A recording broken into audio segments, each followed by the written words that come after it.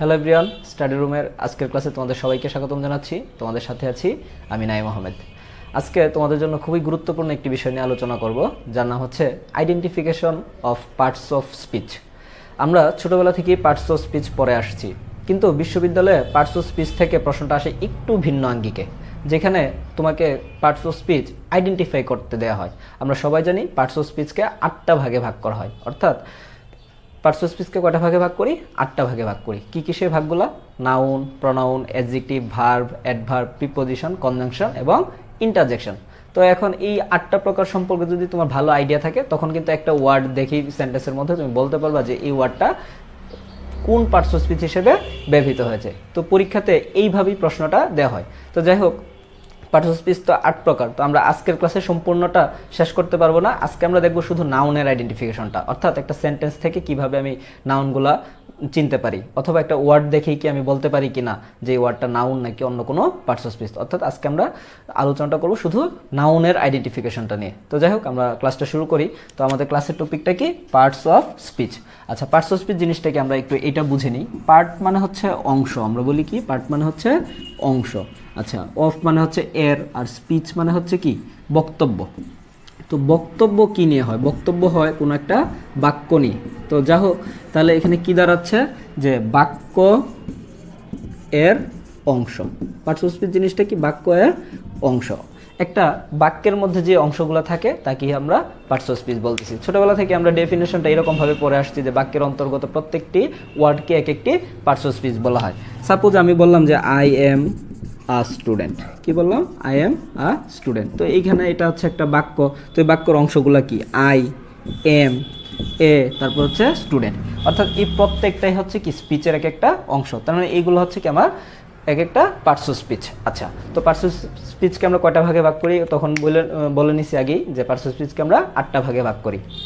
তো এর মধ্যে আজকে আমরা নাউনটা নিয়ে আলোচনা শুরু করি। তো নাউনের আইডেন্টিফিকেশনটার জন্য আমরা হচ্ছে 2টা ওয়েতে পড়ব, অর্থাৎ দুইভাবে বোঝার চেষ্টা করব যে নাউনটাকে কিভাবে চেনা যায়। আমরা 2টা যে পদ্ধতি অ্যাপ্লাই করব, একটা হচ্ছে সাফিক্সের মাধ্যমে চেনার চেষ্টা করব। কিসের মাধ্যমে চেনার চেষ্টা করব? সাফিক্সের মাধ্যমে। আমরা হচ্ছে ক্লাস 9-10 সাফিক্স পড়ে আসছি যে সাফিক্স হচ্ছে এমন কতগুলো মানে লেটার বা হচ্ছে লেটারের সমষ্টি যার কোনো আসলে অর্থ নাই, তবে ওয়ার্ডের শেষে বসে ওই ওয়ার্ডটার মধ্যে অর্থের একটু সংযোজন করে বা পার্টস অফ স্পিচটাকে চেঞ্জ করে, তা হচ্ছে সাফিক্স।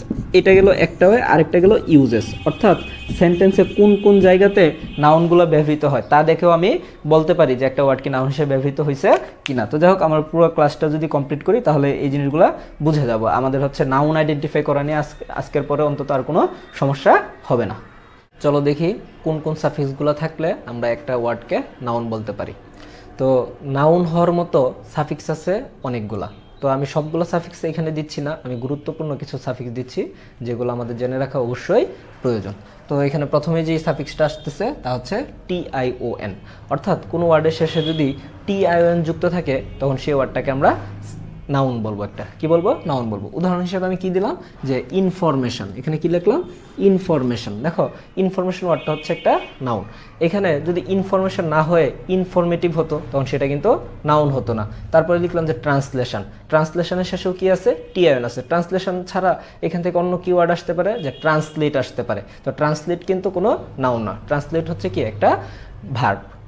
আচ্ছা, তারপরে আসে কি SION। কোনো ওয়ার্ডের শেষে যদি SION যুক্ত থাকে তখন সেটাকেও আমরা নাউন বলবো। কীরকম? যে রিভিশন, কনফিউশন। দেখো, রিভিশন, কনফিউশন ছাড়া এখান থেকে কিন্তু অন্যান্য ডেরিভেটিভও বের হয়ে আসতে পারে। যেমন রিভিশনের মধ্যে হতে পারে যে রিভাইজ। তো রিভাইজটা কিন্তু কোনো নাউন না। রিভাইজের নাউন ফর্ম হিসেবে যদি আমরা ব্যবহার করতে চাই তখন কিন্তু আমাকে অবশ্যই রিভিশন লিখতে হবে। তারপরে আছে কনফিউশন। কনফিউজ হতে পারে, কনফিউজড হতে পারে, কনফিউজিং হতে পারে, কিন্তু এই সবগুলো নাউন ফর্ম হিসেবে ব্যবহার করতে চাইলে আমাকে অবশ্যই কনফিউশন বলতে হবে। তারপরে আসতেছে মেন্ট। কোনো ওয়ার্ডের শেষে যদি মেন্ট যুক্ত থাকে তখন সেটাকেও আমরা নাউন বলবো, যেমন অ্যাচিভমেন্ট, ইমপ্রুভমেন্ট। তারপর আছে নেস অর্থাৎ কাইন্ডনেস, ব্রাইটনেস। শিপ আছে, ফ্রেন্ডশিপ, স্কলারশিপ। ডম অর্থাৎ ফ্রিডম, কিংডম। উইজডম হতে পারে, হুড অর্থাৎ চাইল্ডহুড, ব্রাদারহুড। কোনো শব্দের সাথে যদি TY যুক্ত থাকে তখন সেটাকেও আমরা সাধারণত নাউন বলি। কিভাবে? এই যে অনেস্টি। দেখো অনেস্টি না হয়ে কিন্তু অনেস্ট হতে পারে। তো আমরা সবাই জানি অনেস্ট কোন পার্টস অফ স্পিচ, অনেস্ট হচ্ছে সাধারণত একটা অ্যাডজেক্টিভ। তো অনেস্টের যদি নাউন ফর্মটা আমরা ব্যবহার করতে চাই তখন কিন্তু আমাকে অনেস্টি লিখতে হবে। তারপর বললাম হচ্ছে যে সেফটি। দেখো সেফ হচ্ছে একটা অ্যাডজেক্টিভ কিন্তু এটা নাউন ফর্ম হচ্ছে সেফটি। অর্থাৎ এইখানে আমি যে সাফিক্সগুলো দিলাম এই সবগুলো যদি যুক্ত থাকে তাহলে সাধারণত এই ওয়ার্ডগুলোকে আমরা নাউন বলবো। তবে এর ভিন্ন কিছু উদাহরণও কিন্তু থাকতে পারে, অর্থাৎ এক্সেপশন থাকতে পারে কিছু জিনিস।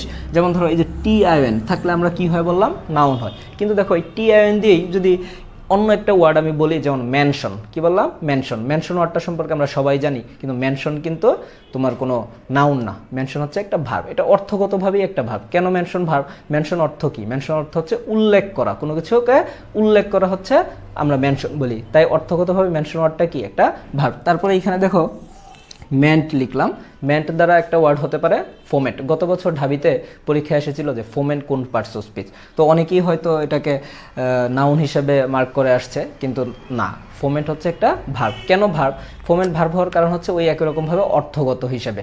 ফোমেন্ট অর্থ হচ্ছে উদ্দীপিত করা, অর্থাৎ কোনো কিছুকে তাপ দেয়া, এরকম মিন করে। তাই অর্থগতভাবে ফোমেন্ট অর্থ হচ্ছে একটা ভার্ব। আচ্ছা, এখন তোমাদের মধ্যে প্রশ্ন আসতে পারে যে ভাই আমি পড়ে গেলাম টিআইএন, এসআইএন, মেন্ট এগুলো যুক্ত থাকলে একটা ওয়ার্ডকে আমি নাউন বলে, এখন পরীক্ষায় আসলো যে ফোমেন্ট, তখন তো আমি নাউনেই দাগিয়ে আসবো। তাহলে আমি কিভাবে বুঝবো যে এটা অন্য কোন পার্সন হিসাবে বসতেছে কিনা? তো এই ক্ষেত্রে আমার একটা সাজেশন হচ্ছে কি, তোমাদের এইচএসসি ফার্স্ট পেপারের যে টেক্সট বুকটা ছিল, এইচএসসিতে ইংলিশের যে টেক্সট বুকটা ছিল, সেই টেক্সট বুকটা তোমরা হাতে নাও। সেখানে যে প্যাসেজ বা পয়েমগুলো ছিল তার প্রত্যেকটা ওয়ার্ডকে তোমরা হচ্ছে অ্যানালাইসিস করে এইখানে যে কথাগুলো আছে সেগুলো তোমরা ওইখানে অ্যাপ্লাই করে বের করো যে কোন ওয়ার্ডটা কোন পার্সন হিসেবে ব্যবহৃত হচ্ছে। তাহলেই কিন্তু তুমি বুঝে যেতে পারবা যে কোন ওয়ার্ডটা কোন পার্টস অফ স্পিচ। তাছাড়া তোমার একটা প্র্যাকটিসও কিন্তু হয়ে যাচ্ছে। এরপরে আমি সবসময় বলি যে ওয়ার্ডগুলো সাধারণত পরীক্ষা যেগুলো আসে সাধারণত তোমার ইংলিশ ফার্স্ট পেপার টেক্সট বই থেকেই দেওয়া হয়। তাই তোমরা এইগুলো জানার পরে প্র্যাকটিস করবে কোথা থেকে? English first paper text book থেকে। নাউন তৈরি করার জন্য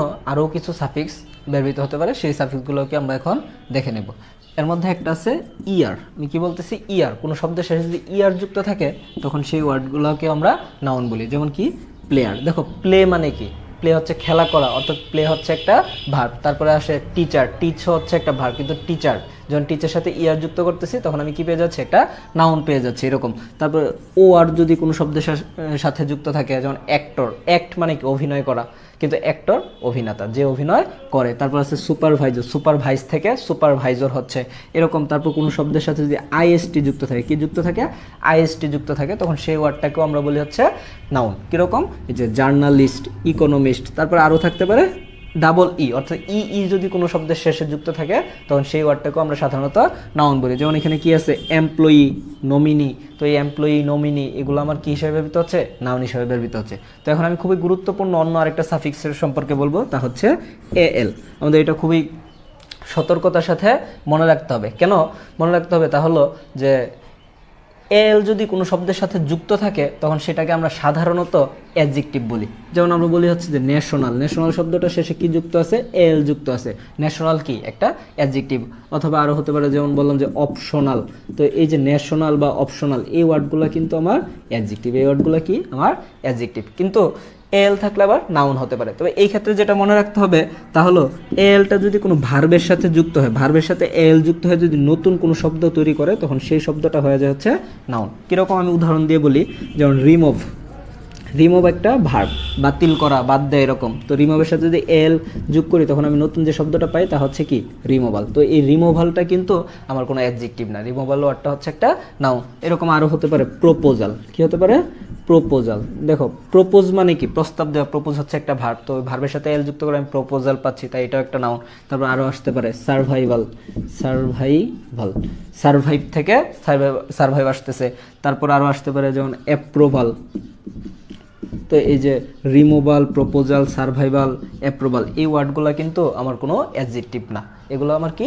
ভার্ব। এই জিনিসটা এই ওয়ার্ডগুলো হচ্ছে আমার নাউন। এটাও কিন্তু আমাদের অবশ্যই মনে রাখতে হবে। নাউন নিয়ে আমরা লাস্ট আর 5টা সাফিক্স দেখব, সেগুলো কি আমরা একটু দেখে দিই। এএনসি। কোনো শব্দের শেষে যদি এএনসি যুক্ত থাকে তখন সেই শব্দটাকেও আমরা সাধারণত নাউন বলি। কীরকম? যে ইম্পর্টেন্স, ব্রিলিয়ান্স। দেখো ইম্পর্টেন্স ছাড়া আমরা আরেকটা ওয়ার্ড ব্যবহার করি যে ইম্পর্ট্যান্ট। তো ইম্পর্ট্যান্টটা ইম্পর্ট্যান্ট যে ওয়ার্ডটা তা কিন্তু একটা অ্যাডজেক্টিভ। ব্রিলিয়ান্ট আমরা বলতে পারি, তো ব্রিলিয়ান্ট কিন্তু একটা অ্যাডজেক্টিভ, কিন্তু ব্রিলিয়ান্ট না বলে আমি যখন ব্রিলিয়ান্স বলতেছি সেটা আমি নাউন হিসেবে ব্যবহার করতেছি। অর্থাৎ নাউন হিসেবে ব্যবহার করতে গেলে আমাকে ব্রিলিয়ান্টের জায়গায় ব্রিলিয়ান্স ব্যবহার করতে হবে, বা ইম্পর্ট্যান্টের জায়গায় ইম্পর্টেন্স ব্যবহার করতে হবে। তারপর হতে পারে ইএনসি, যেমন হচ্ছে কি প্রেজেন্স, ডিফারেন্স। তারপর এজি আসতে পারে, এজি দিয়ে হচ্ছে নাউন হয় কীরকম, যে ম্যারেজ বা হচ্ছে স্টপেজ, এই ওয়ার্ডগুলো শেষে আমার কী আছে, এজি আছে, তাই এই ওয়ার্ডগুলোকে আমি নাউন হিসেবে ব্যবহার করতেছি। তারপরে আছে আইএসএম, কোনো শব্দের শেষে যদি আইএসএম যুক্ত থাকে তখন সেটাকে আমরা নাউন বলি, কীরকম, যে ক্রিটিসিজম, পেট্রিয়টিজম। তারপর আছে টিএইচ, কোনো শব্দের শেষে যদি টিএইচ যুক্ত থাকে তখন সেটাকেও আমরা নাউন বলি। যেমন দেখো এই যে ট্রুথ, এই শব্দটার শেষে কী আছে, টিএইচ আছে, কিন্তু ট্রুথ না হয়ে ট্রু হতে পারে। ট্রু কিন্তু কোনো নাউন না, ট্রু এর নাউন ফর্ম হচ্ছে ট্রুথ। তারপরে আছে হেলথ, কি আছে, হেলথ আছে, হেলথ ওয়ার্ডটার শেষে কি আছে, টিএইচ, যে কারণে আমি হেলথকেও আমি নাউন বলতেছি। তারপর আছে অয়েল, তো এইখানে যে ANC, ENC, AG, ISM, TH, এগুলো যে সাফিক্সগুলো দিলাম, এর আগে আমি আরও যে কয়েকটা সাফিক্স দিলাম, এই সবগুলো হচ্ছে সাধারণত নাউনের জন্য। এর বাহিরেও আরও কিছু সাফিক্স থাকতে পারে নাউনের, কিন্তু সেগুলো এতটা ইম্পর্ট্যান্ট না। আমি বেছে বেছে তোমাদের জন্য একটু ইম্পর্ট্যান্টগুলোই দিলাম, যেগুলো আমাদের অবশ্যই মনে রাখতে হবে। এই গেল আমার হচ্ছে সাফিক্সের নিয়ে আলোচনা নাউন চেনার জন্য। তো আমরা বলেছিলাম নাউন চেনার জন্য দুইটা বিষয় ব্যবহার করব, একটা ছিল সাফিক্সের মাধ্যমে, আর একটা ছিল নাউনের ইউজেস দেখা, অর্থাৎ সেন্টেন্সের কোন কোন পজিশনে কোথায় কোথায় নাউন ব্যবহৃত হয় তাও আমরা দেখব। তাহলে সাফিক্স যেহেতু আলোচনা শেষ, এখন আমরা হচ্ছে নাউনের ব্যবহারগুলো দেখি। চলো, প্রথমেই নাউনের যে ব্যবহারটা আসতে পারে তা হচ্ছে সাবজেক্ট হিসেবে, অর্থাৎ কোনো সেন্টেন্সের সাবজেক্ট হিসেবে তোমাকে অবশ্যই নাউন ব্যবহার করতে হবে। সাবজেক্ট হিসেবে কী ব্যবহার করতে হবে, নাউন ব্যবহার করতে হবে। আমি একটা উদাহরণ দিই তোমাদেরকে, দেখো আমি যদি বলি যে educate is the backbone of a nation, তো একটু লক্ষ্য করো, এই যে এখানে educate is the backbone of a nation, আমি এই কথাটা যে বললাম, তুমি কি মানবা যে এই সেন্টেন্সটা ঠিক আছে কিনা? অবশ্যই তুমি বলবা যে এই সেন্টেন্সটা ঠিক নাই। কেন ঠিক নাই? যে এখানে এডুকেট না হয়ে এখানে এডুকেশন হবে, তুমি জানো। এখন কথা হচ্ছে এখানে এডুকেট না হয়ে কেন এডুকেশন হয়, আমরা কি সেই কথাটা জানি কিনা?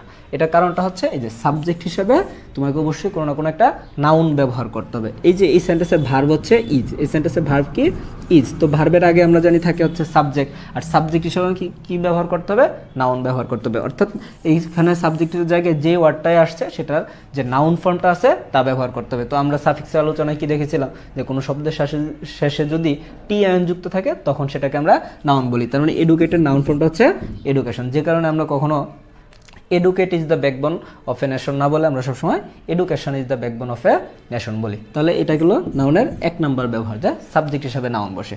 সেকেন্ড যে ব্যবহারটা আসে তা হচ্ছে অবজেক্ট হিসেবে, অর্থাৎ সাবজেক্ট হিসেবে যেরকম আমরা নাউন ব্যবহার করে আসছি, অবজেক্ট হিসেবে তোমাকে একই রকমভাবে নাউনেই ব্যবহার করা লাগে। যেমন আমরা বলি কি, যে আই নো রহিম, কি বললাম, যে আই নো রহিম। দেখো এই সেন্টেন্সের অবজেক্ট কি, রহিম, তার মানে নাউনটা কোথায় ব্যবহার হয়, অবজেক্ট হিসেবেও ব্যবহার হতে পারে। তাহলে আমরা এখন দেখলাম নাউনের দুইটা ব্যবহার। তৃতীয়তে নাউনের যে ব্যবহারটা আসে তা হচ্ছে আর্টিকেল এর পরে নাউন বসে, অর্থাৎ আর্টিকেল প্লাস নাউন। আর্টিকেলের পরে আমরা কি ব্যবহার করি, নাউন ব্যবহার করি। কীরকম, আমরা বলি যে এ বয়, এ স্টুডেন্ট, অর্থাৎ আর্টিকেলের পরে যে ওয়ার্ডটা থাকে সেটাকে আমরা নাউন বলি। দেখো আমি অন্য একটা উদাহরণ দিয়ে বলি, যে this is the go of the world, this is the go of the world. এই যে এখানে দেখো গো একটা ওয়ার্ড আছে, তোমাকে যদি জিজ্ঞেস করা হয় গো কোন পার্টস অফ স্পিচ, দেখো আমরা জানি গো হচ্ছে সাধারণত একটা ভার্ব, কিন্তু এইখানে গো কোনো ভার্ব না, এখানে গোটা নাউন হিসেবে ব্যবহৃত হয়েছে। কীভাবে ব্যবহৃত হয়েছে নাউন হিসেবে, দেখো এই যে দেখো আর্টিকেল এরপরে যে ওয়ার্ডটা থাকে সেটাকে আমরা নাউন বলি। তাহলে আর্টিকেল নাউনের আমরা তৃতীয় ব্যবহারটা কি পেলাম, যে আর্টিকেলের পরে নাউন বসে। তো চতুর্থতে কি আসতে পারে, চতুর্থতে হতে পারে যে অ্যাডজেক্টিভ প্লাস নাউন, অর্থাৎ কোনো একটা অ্যাডজেক্টিভের পরে যে ওয়ার্ডটা আসে সেটা হয় একটা নাউন। যেমন আমি বললাম যে brilliant students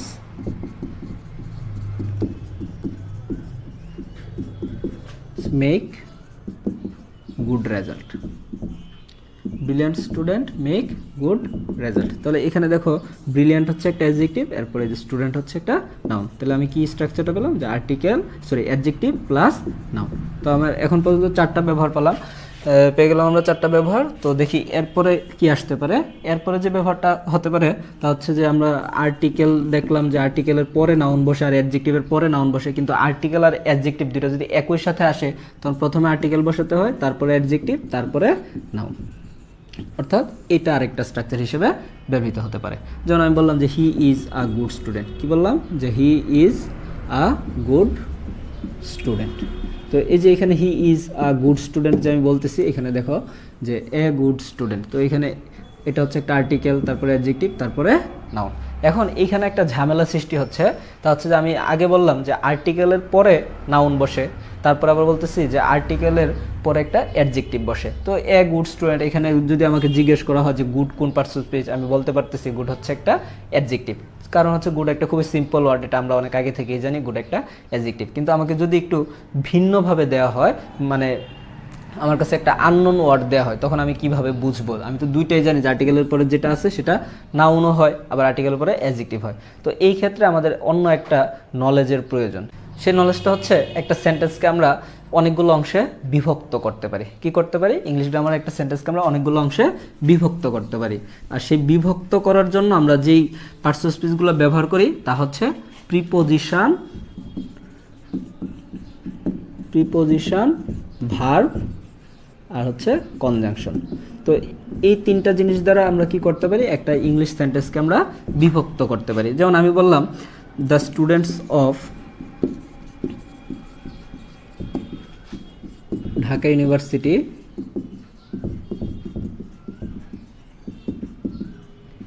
are very brilliant. কি বললাম? যে the students of Dhaka university are very brilliant. তো এইখানে আমরা হচ্ছে যে জিনিসটা বোঝার চেষ্টা করতেছি যে একটা সেন্টেন্সকে কয়েকটা অংশে বিভক্ত করা যায়। তো বিভক্ত করার জন্য আমরা কী কী ব্যবহার করি বললাম? প্রিপোজিশন, ভার্ব আর হচ্ছে কনজাংশন।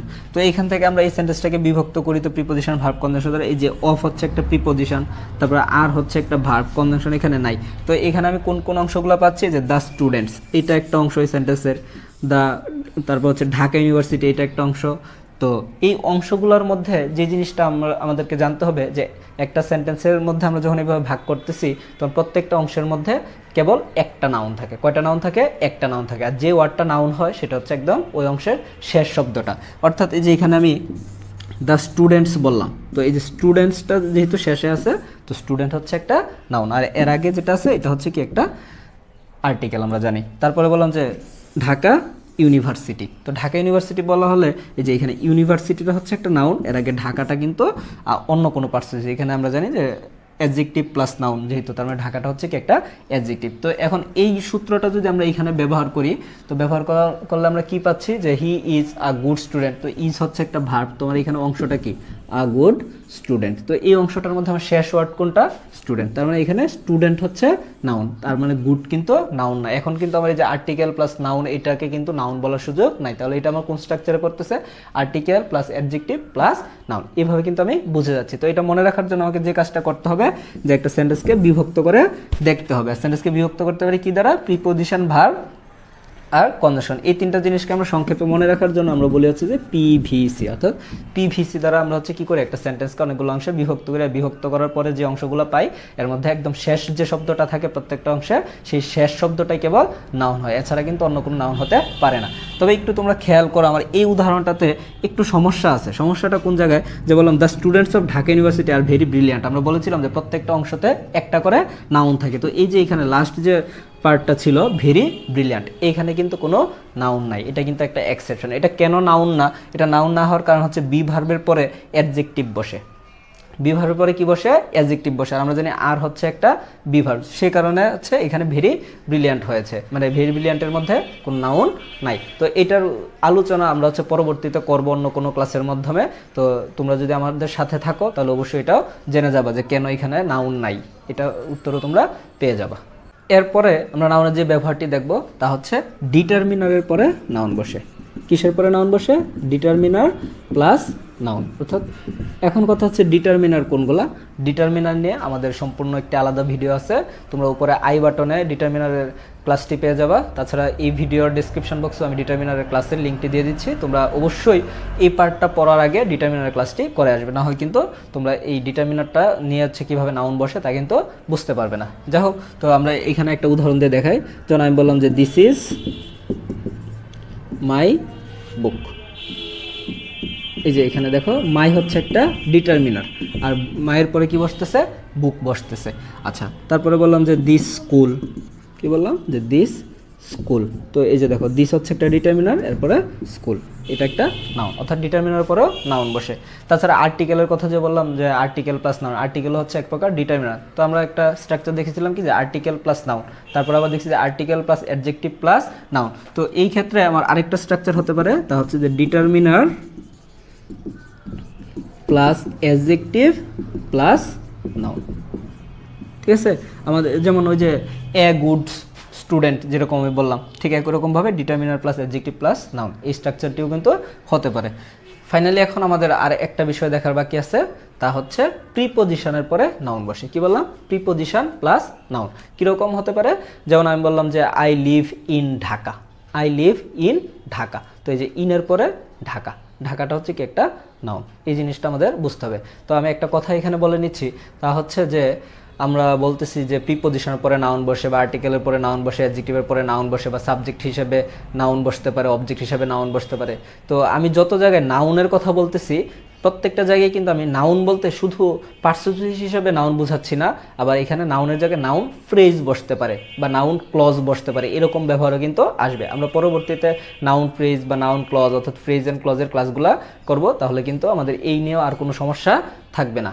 আশা করি আমার আজকের ক্লাসটি তোমরা যদি করে থাকো, তাহলে অবশ্যই পার্সোনাল আইডেন্টিফিকেশনের মধ্যে নাউনের আইডেন্টিফিকেশন নিয়ে আর কোনো সমস্যা হবে না। পরবর্তীতে আমরা আরও দেখবো যে কীভাবে অ্যাডজেক্টিভ আর হচ্ছে অ্যাডভার্ব বা ভার্ব এগুলো বের করতে হয়, তা আমরা আস্তে আস্তে দেখতে থাকবো। তো বাকি ক্লাসগুলো পাওয়ার জন্য অবশ্যই তোমাকে আমাদের এই চ্যানেলের সাথে আপডেট থাকতে হবে। সে কারণে তোমাকে যে কাজটি করতে হবে তা হলো আমাদের চ্যানেলটি সাবস্ক্রাইব করে রাখতে হবে।